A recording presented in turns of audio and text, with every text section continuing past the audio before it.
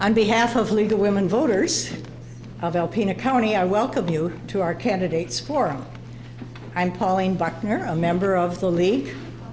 While we're kind of getting organized here, on the table over there are some little cards that look like this, and they are Vote 411.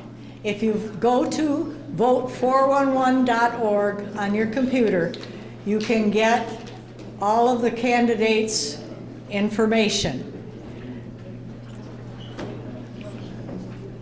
They tell you here how to do it, and then on the back side they tell you the information you need for Election Day. So if you have a computer, or if you want to use one of the library computers, those are available to you. Go to 411.org.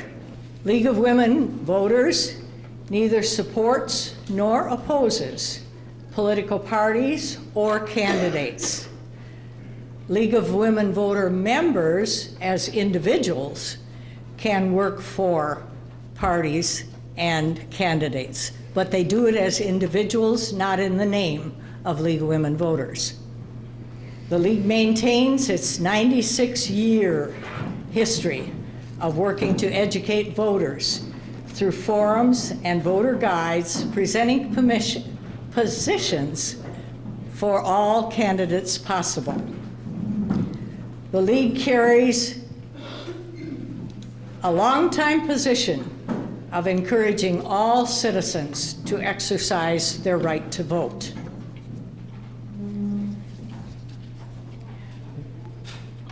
With that, I would like to introduce to you Mr. Jerry Cannon and Mr. Lon Johnson.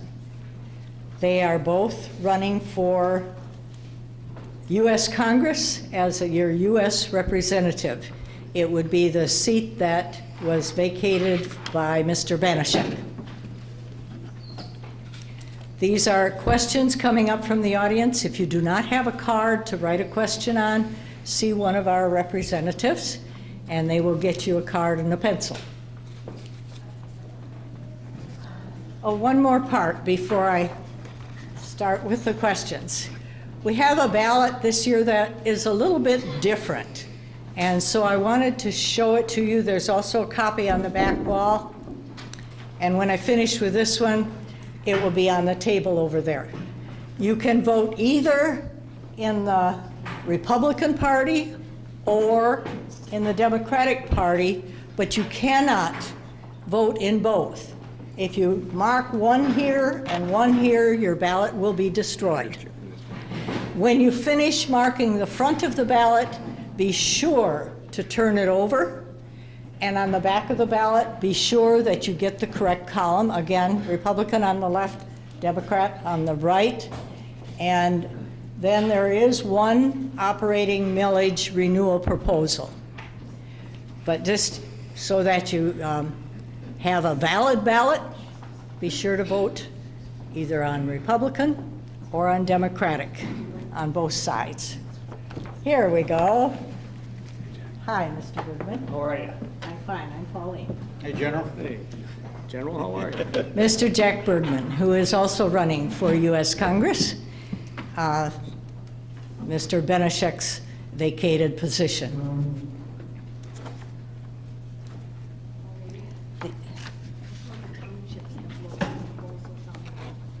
Okay, a couple of the townships later will also have proposals on their ballots. This one is a county proposal, but some townships, you'll have to look on your township ballot. Each township ballot will be different, and some of the townships do have proposals on their ballots. Bonnie is the one who keeps us informed of that. The instructions to the candidates. They probably received these in a note way back when, but I'll renew their mind. Each candidate will be allowed a 90-second opening and a 1-minute closing statement.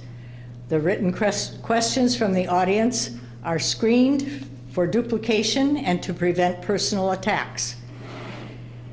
Questions will be read and answered by the requested candidate or by all three if you choose. Each answer will be 90 seconds, and the timers here will assist you in knowing when your time is about up. This part of our forum will run about 45 minutes. Okay? We'll begin with Mr. Bergman. Would you like to give your opening statement, please? Good evening, everybody, and thank you for the invitation here tonight. Anybody drive through that rainstorm? Well, it's coming. I brought my umbrella in just in case on the way out. Is it on? How about now? Whoa! Look at that. Much better. So I was a Marine. I have a built-in megaphone. I have to be very careful I don't blow your ears off. Ladies and gentlemen, it's a great opportunity and a great honor to be here tonight. I'm Jack Bergman, retired Lieutenant General from the United States Marine Corps from the Western UP, Waters Mead. I'm running because I care about this country. I've cared about it for over 4 years when I served in uniform. I care about it as I look at the world that we give our children and especially our grandchildren. We have 8. And I look at it when I consider the fact that our parents and our grandparents, and I look at some of you out there, I would suggest to you have been through some really tough times in the history of this country. Well, because I care, it's time, I believe, to stand up to serve the country in a suit as opposed to a uniform. So I'm proud to be here tonight, and I'm looking forward to your questions. Thank you. Okay, Mr. Cannon? Well, thank you, and I too want to thank everybody for coming out tonight and giving up a little bit of your time to become informed on the important issues in the upcoming election. I'd also like to thank the League of Women Voters for putting this event on. I know there's a lot of other things that are probably important, but I think this is probably one of them. And so let me tell you quickly that I've lived the American dream. I've been afforded tremendous opportunities, and for me, running for Congress is just an extension of my public service. My wife, by way of introduction, my wife Liz and I have been married for 46 years. We've lived, worked, educated, raised our family in northern Michigan and Kalkaska in particular for the last 40 years. I've been a public servant for 50 years. I've served at the local level to the global level. I know government, I know how it works, I know how to make things happen. I've had great success in doing that. I think a member of Congress needs to have a common experience with those people that they choose or hope to represent. I also think that they need to have the right skills, education, and experience in 3 functional areas. In government, in leadership, and in community credentials. Are they really attached and connected with the community that they live in or the community that they're going to serve? And what I would say is if you're ready for action and results and accountability in your elected officials, then I'm your guy. I look forward to talking with you during the forum tonight and afterwards if time permits. Thank you. Thank you. Mr. Johnson? Thank you. I want to thank the League of Women Voters for organizing tonight's event and most importantly you for taking the evening to be here. My name is Lon Johnson. I'm running for U.S. Congress. Like you, I was raised to work hard, to play by the rules, and to never give up. Those are the lessons and values that I learned from a family with 5 generations of northern Michigan history. Those lessons saw me through a lifetime of work. I was one of the first in my family to graduate from college. I was in Iraq as a civilian in 2005. I came home in 2006 to work to invest in and grow U.S. manufacturing companies. I'm running for Congress to do 3 things. 1, we need to create a place where we can stay and succeed. Too many of our kids and our grandkids are going downstate or out of state. 2, we need to keep northern Michigan and the UP both beautiful and profitable. We can't do both. And 3rd, I believe that we need to have a government that's every bit as honest and hardworking as the people who pay for it, and that's us. You know, northern Michigan, we've always led the world. We led the world first in international trade, fur trade. Then we led the world in mining, copper and iron ore. Then we led the world in lumber. We built the American West. It's time for us to lead again, and that's why I'm running. Thank you. Thank you.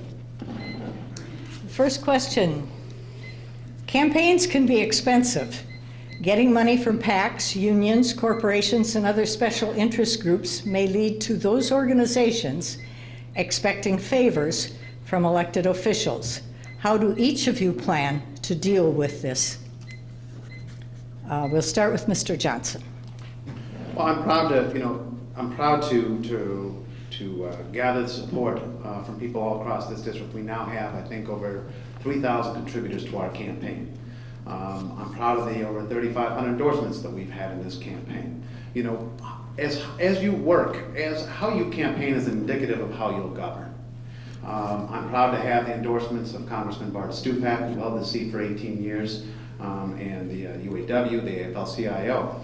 In answer to your question, particularly, look, when people make a contribution, whether it's at $25, $50, $100, whatever amount, they're buying into your belief. You are not selling your vote. You're not selling your representation. That being said, we do need to do something to reform campaign finance. This has gotten out of hand. In particular, we need to overturn Citizens United to stop these corporations from pouring billions of dollars into our campaigns. I'm proud to have the endorsement of an organization that's dedicated to that, Citizens for United. Citizens for overturning Citizens United. It's a mouthful, but it's got to be changed. Okay, Mr. Cannon? Well, first of all, I think money, big money, dark money, has ruined, has corrupted our political process. We've gotten to the point where if you're a young, up-and-coming, bright, potential political candidate, the first question somebody's going to ask you is, can you raise $2 or $3 million? That's probably more money than most people would make in their entire lifetime. And so I'm against the big money in politics. Now, if it was just about money, we would, Terry Lynn Lamb would be our senator, or Dick DeVos would be our governor. Matter of fact, my opponent in the Democratic primary would probably be in the State House. It's not about money. It's about the right candidate with the right credentials, the right message that connects with people and can represent their best interests on a day-to-day basis. Someone who has experienced the same kinds of difficulty that people have to live in northern Michigan. You know, it's tough. We all know. I've got 4 children, and 2 of them had to leave the area to go make a good living. I understand that. You know, we would love for them to come home. So we need to kind of create the kind of opportunities. But when you call your congressman, I want you to know that the person that's, I think a congressman really needs to represent the people of their district first and foremost in everything they do. And so when the phone rings, you want your congressman to answer that phone for you, to take your interests first and foremost, not the interest of someone who's made a major contribution to their campaign. I think all funding for campaigns, personally, ought to come from within the district that you're about to represent and serve. Thank you. Mr. Bergman? I want to let you know that I've accepted PAC money.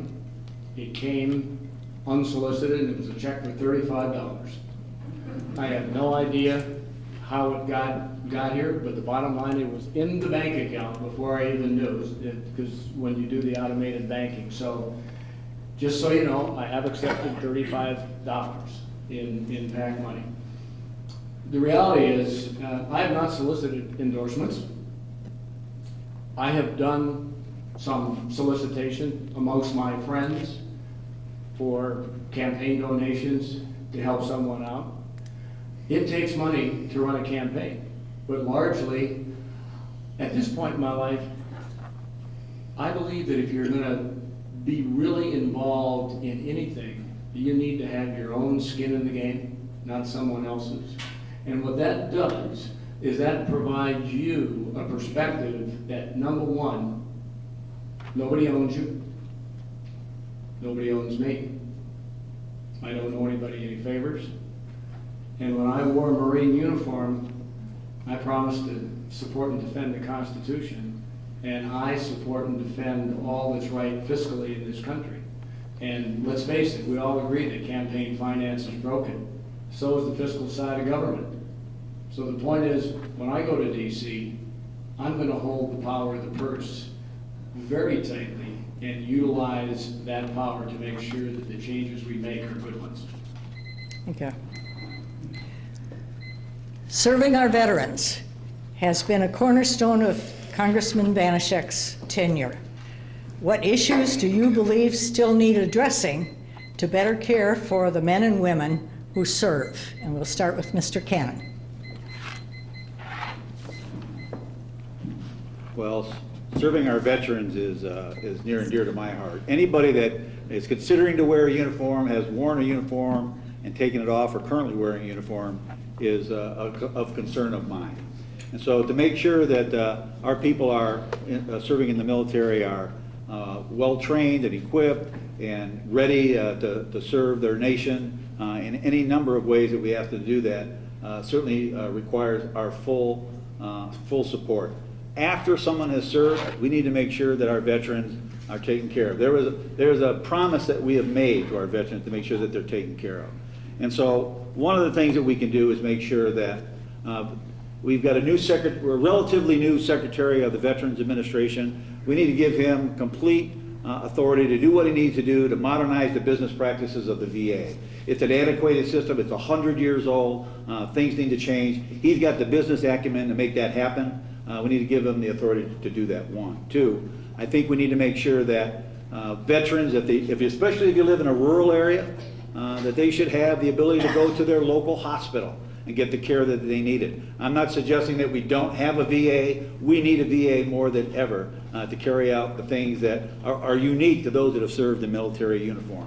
And finally, I think our veterans need to understand that we do support them, not just with lip service, but the priority, you can tell where our priority is, where the budget is. And when our service organizations say we need this much money, but the Congress only provides this much, we're not putting our hearts and souls and our money where they need to be. Thank you. Mr. Bergman. It's easy to speak with passion about veterans, especially when you are one, especially when you're the son of one and you're the nephew of one.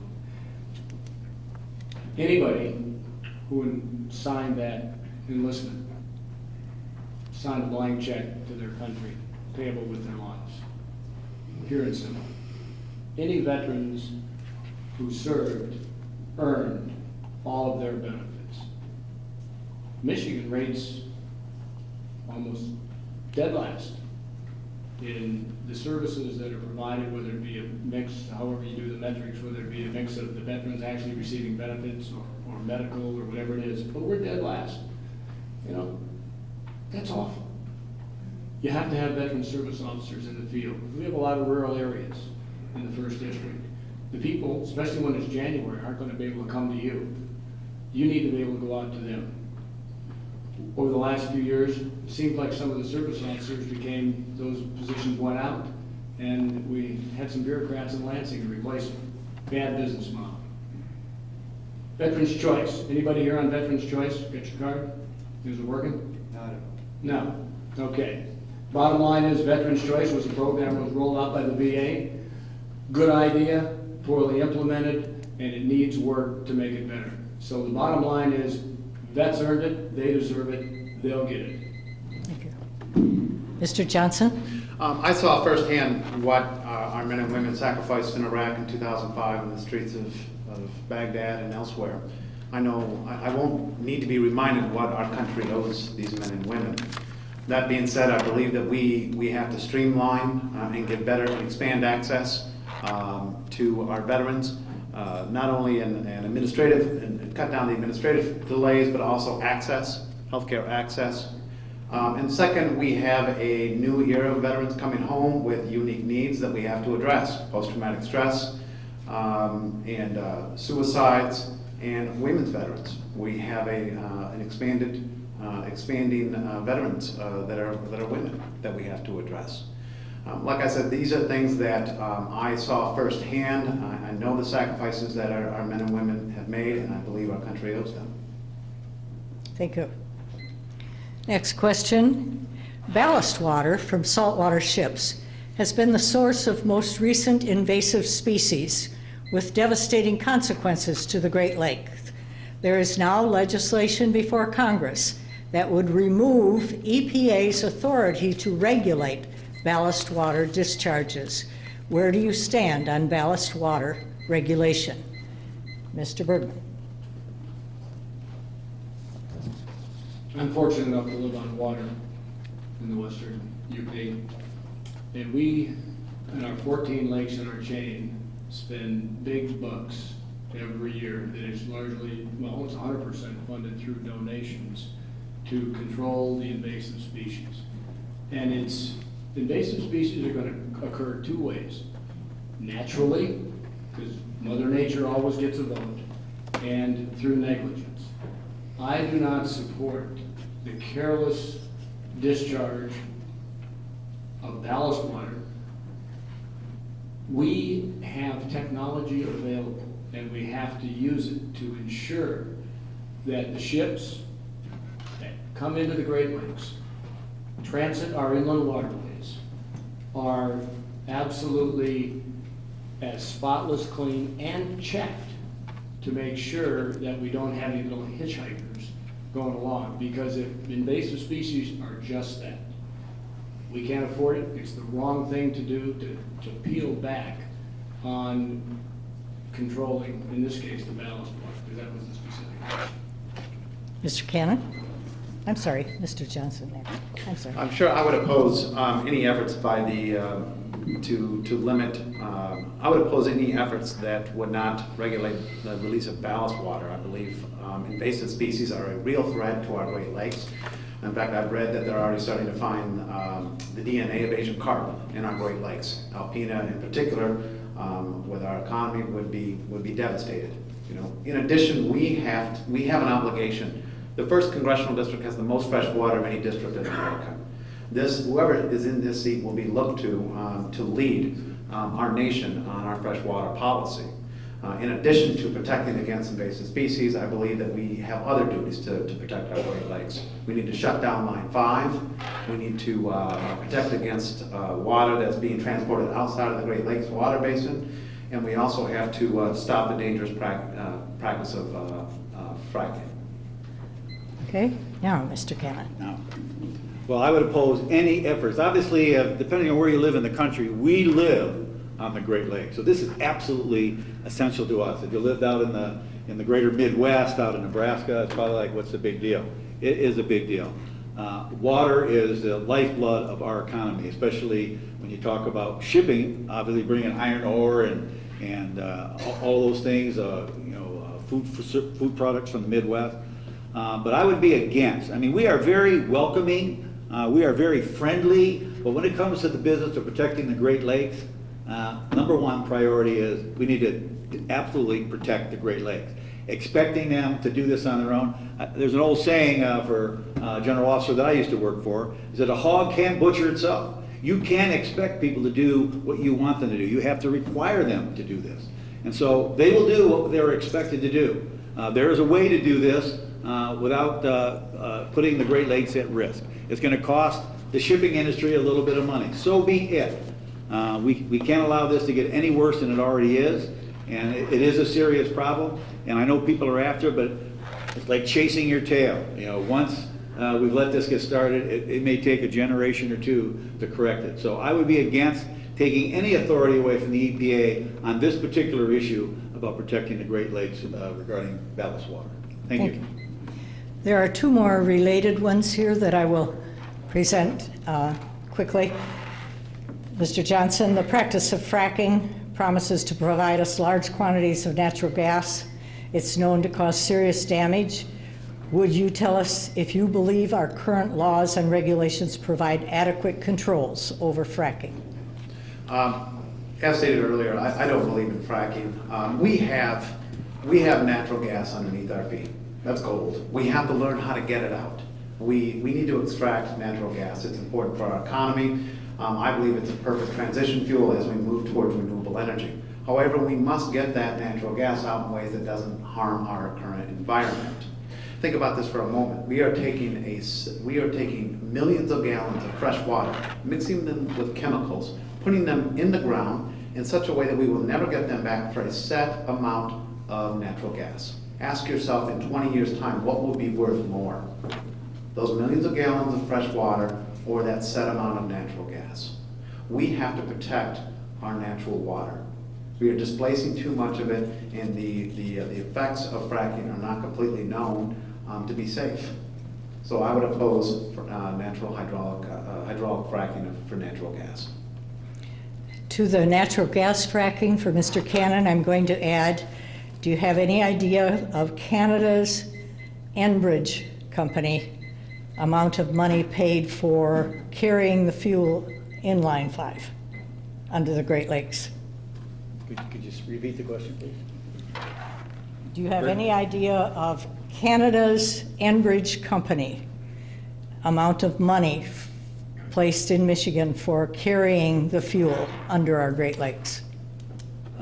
Well, obviously, in the oil and gas industry, there are people who support the pipeline, and so there's obviously expenditures to support that industry. I'm not sure how much money is actually being spent, in the state. I'm sure that they're coming out way ahead. 23 million gallons of oil and gas go through that pipeline every day.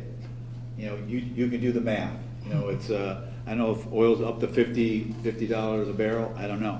It's a lot of money. I don't think they're putting nearly as much money back into our economy supporting that pipeline as they are getting and realizing when that product gets to where it needs to go down into Sarnia. But to give you an exact number, how much money they're putting in, I don't have any idea. But I think the equation is out of balance. We are on the short end of that equation, and they're reaping great benefits from that at our expense. Mr. Bergman, how do you feel about fracking and the pipeline? Did you want me to talk about fracking as well, or not? You can if you want to in a minute. I guess I still didn't understand the question, so my bad. Well, listen, fracking, I mixed we've them been up. doing fracking. I live down in Kalkaska. We have an oil and gas industry that's huge, and a lot of jobs, without a doubt. And they've been fracking down there for 50, 60 years, but they've been doing vertical fracking, using thousands of gallons of water. Now we're doing this horizontal where they go out, and they are using millions of gallons of water. And in one case in our county, Kalkaska, and they usually drill water wells in the area where they're drilling to get the water that they need. They run that water table dry. They had to bring water in from surrounding communities. The point is that you can have an adverse effect. You can take too much water out of the ground. And we learned that lesson down in Reed City when they started doing the bottled water down there with Nestle. You can take too much. They had to go back and revisit that and said, you can't take that much. So this water, once you use it in the process, cannot be used again. It cannot be recovered. And so the idea is you got to put it below the water table. Is that a certainty? Is that that's never going to come back to haunt us? I don't know. But the point is that there are probably ways to recycle that water. Let's capture it, take it to the next place. Let's waste it once. Let's not do it every time we put in a new well. Thank you. Mr. Bergman, I'm not sure where to start. fracking and or pipeline or both? All right. Number one, no matter what technology you have in the world to do whatever you are trying to do is not perfect. We learn through advances in technology what works and what doesn't work. When you involve nature with advances in technology, you have to be very careful of accidentally assuming unnecessary risk to your environment. Pure and simple. When I wasn't in a Marine Corps uniform, I flew airplanes for Northwest Airlines. And why I tell you that at this juncture is because of the fact that we have technology that for our airplanes today that we can x-ray every part of that wing or that hull to ensure that it is safe. I would suggest to you when it comes to Enbridge and pipeline number 5, it's a decision that has both environmental and economic impacts. Make sure that the decisions that are made take both into account. We don't want to risk the environment for the sake of the economy. We may have to just say we have to do with higher prices and something, because that's the way it is. But you don't assume risk to something that you cannot prepare. Okay, the first one I'm going to address this to this time is Mr. Cannon. Would you support a ban on assault weapons and high-capacity magazines? And would you support background checks on guns? I do support universal background checks, and there's a lot of areas of concern with that. There's a lot of loopholes, and so for me, when I was a sheriff in Kalkaska for 18 years. We used to have a gun board, and we'd meet monthly to make sure that we reviewed people that were trying to get a concealed weapons permit. And there's a lot of information that doesn't necessarily make it to the national level, that at the local level, a sheriff or the state police or the county clerk would be aware of. In those instances, we approved almost everybody that had a legitimate need to have a concealed weapon. Obviously, the law has changed. So if we're going to do universal background checks, there can't be any exceptions.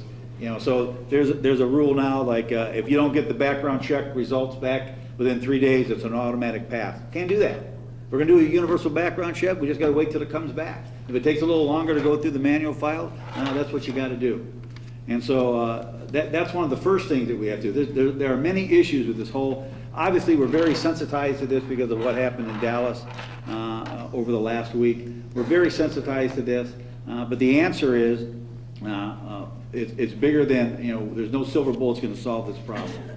But universal background checks is an absolute minimum that we ought to be doing to make sure that everybody has an understanding of what the expectations are. So people with domestic violence in their background, people that are terrorists, people that are criminals, they should not have weapons at all.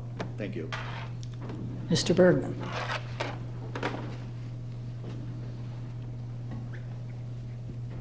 As a Marine, there's no such thing as guns. There's weapons. That's what they were designed for. We use them for their intended purpose. Now, there is no such thing as an emergency gun purchase. So anybody who's in a hurry, chances are the intent may not be what it should be. So the point is, we need to know not only who the person is that has requested to purchase that gun, but also a little bit more about them and what their mental state might be.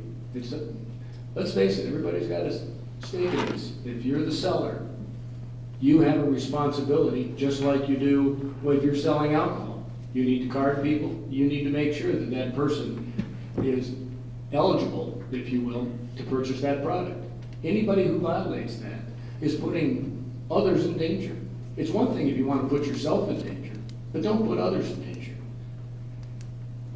We don't need to have the dialogue going on and on and on because we didn't do something as a country.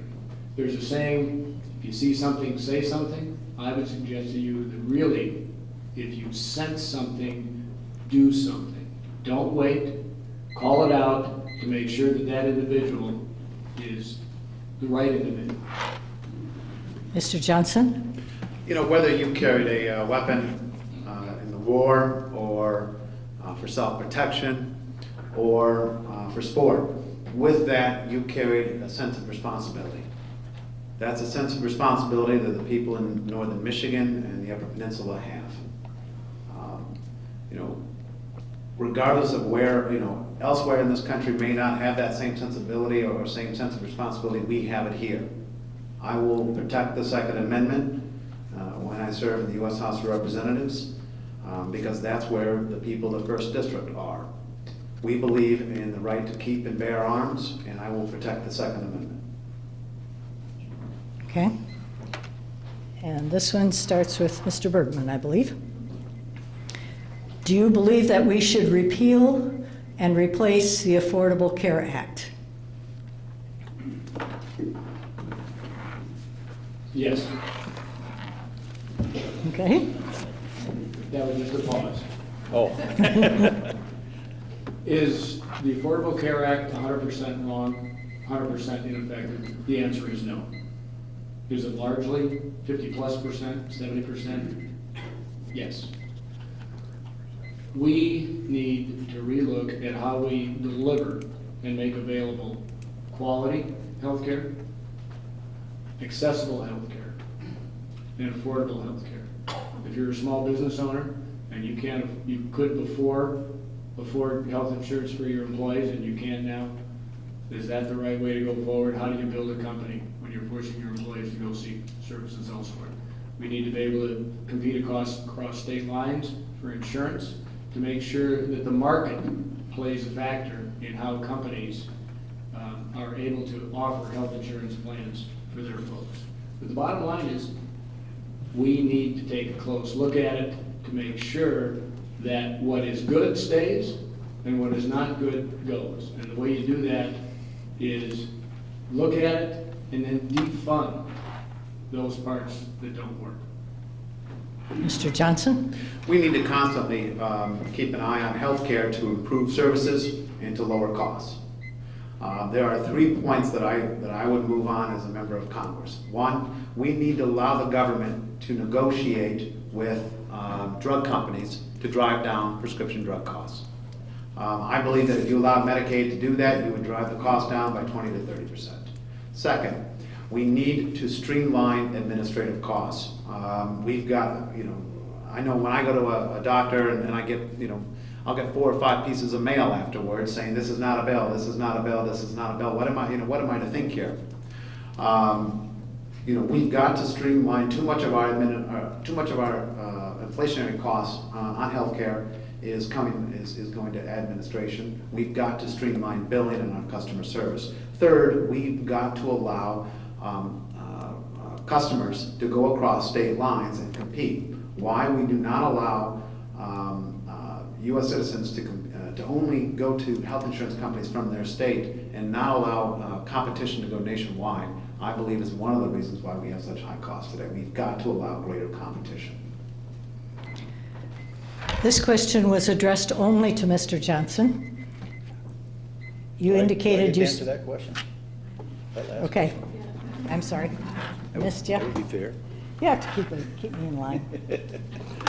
Well, first of all, the Affordable Care Act, it is an imperfect law. Most of us don't like the way that it got funded to get started.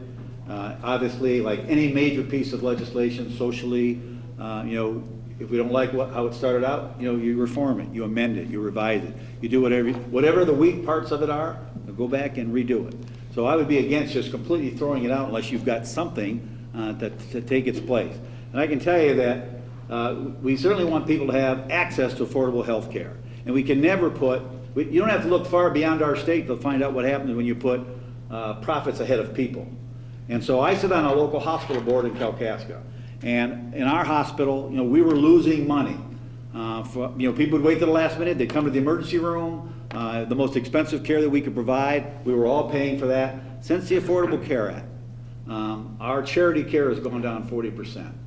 People are coming in and doing preventive care. They're getting their medicines. There are some good things about all that. There are some bad things as well, but it was a compromise.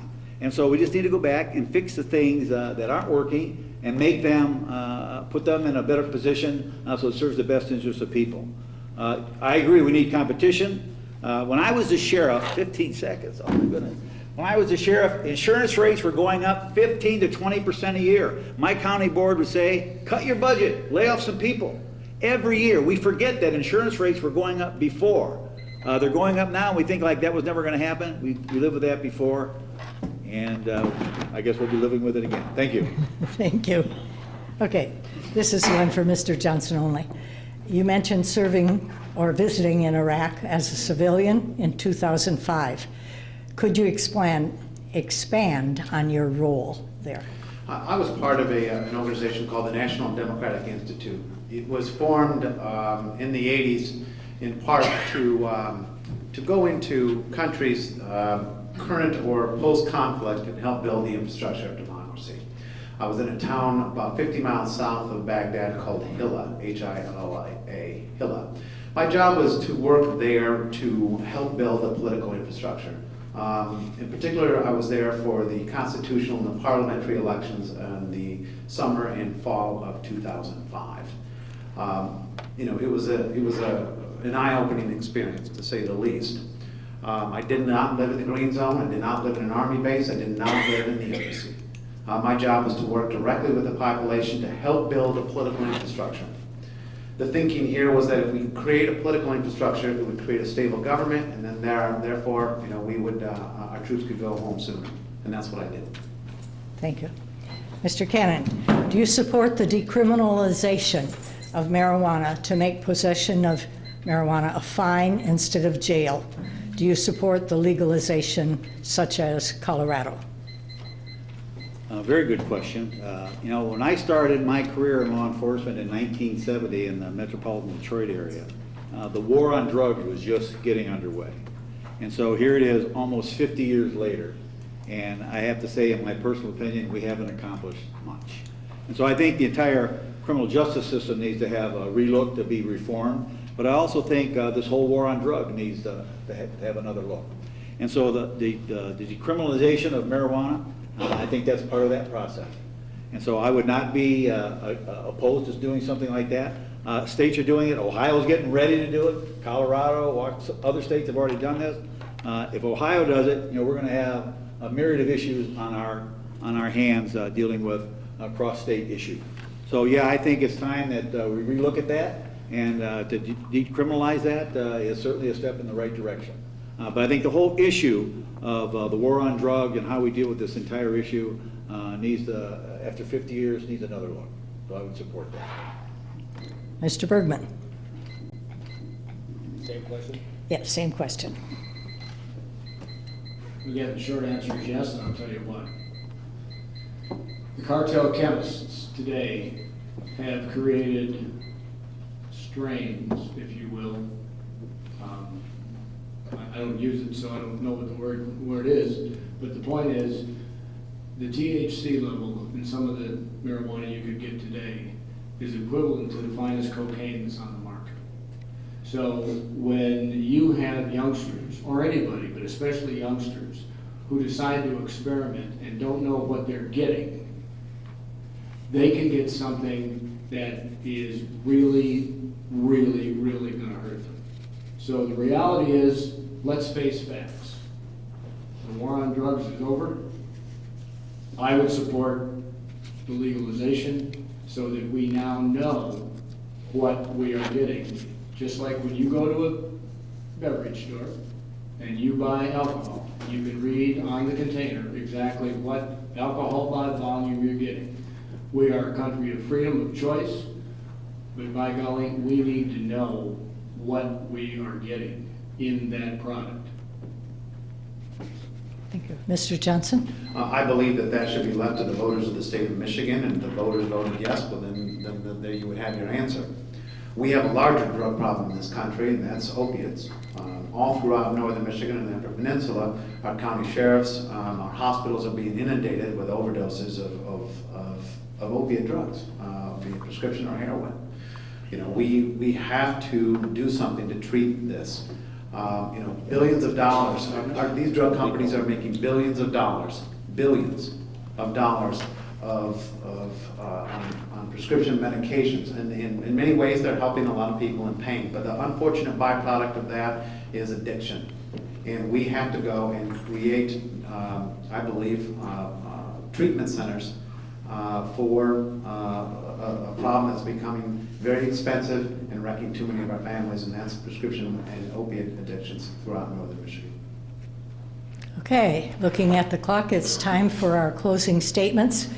We started from this end, so we'll start from the other end. Mr. Johnson, your closing statement. 1 minute? 1 minute. 1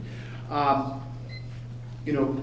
Washington is changing. We're getting people in Washington that are rewriting the rules for the wealthy and the well-connected. They are writing trade deals that are shipping our jobs overseas. They're seeking to risk our Social Security on Wall Street. These folks are going to Washington and worrying about their own reelection. We need to send somebody to Congress that's going to work for you, that's going to roll up their sleeves every single day and work to create a place where our families can stay and succeed. I believe to do that, we need to invest in and protect our greatest assets, our people, our land, and our Great Lakes. I'm asking for your vote today so I can serve that purpose. Please go to lonjohnson.com and you'll see more about me and my positions. And I just ask for your support. Thank you very much. Mr. Cannon? Well, every election is important. Oh, I'm sorry. Every election is important, and equally important is our responsibility to do our homework and to get out and vote. And so, if I were you, I would think twice about a candidate with zero experience in government at any level and no expertise in our military, in foreign affairs, in public policy, or public finance. I'd ask you to look at every single candidate that's running on both sides of the ticket and look at their body of work. What have they accomplished? What is their education? What is their experience? What has been their civic engagement? And then ask yourself these questions. Do we share a common experience with that person? What have they done for others? Do they share our values? Do they have real-world experience? And can they make realistic and sensible decisions at a national level? I can, I have, I will. I've been here, I am here, I will be here after this election. My name is Jerry Cannon, and I ask for your vote on August 2nd. Thank you. Mr. Bergman? Ditto to all that's been said with the requirements and the criteria. Only one of the candidates of the 5 that are running has actually lived and worked in Washington, D.C. in the last decade. On my last recall to active duty from 2003 to 2009, I lived there for the first 2 years with offices in the Pentagon. The last 4.5 years, although I wasn't living in D.C., I felt like it because I spent 40% of my time there dealing at the highest levels of government, testifying before Congress, and understanding how Washington, D.C. actually functions or not. The point is, when you select someone to represent you, you don't have time for them to go there and spend the first 6 months to a year figuring out how it all works, because it's a 2-year election cycle. Make sure that the person you choose already has done something, taken responsibility, led, been part of a group, whether it be national or international, that has actually performed something and gotten it right. On August 2nd, please vote, validate the service of all your military members by voting jackbergman.com. Actually, it's workingforcongress.com. Check it out. Thank you for the opportunity. Okay, thank you, Mr. Bergman, Mr. Cannon, Mr. Johnson.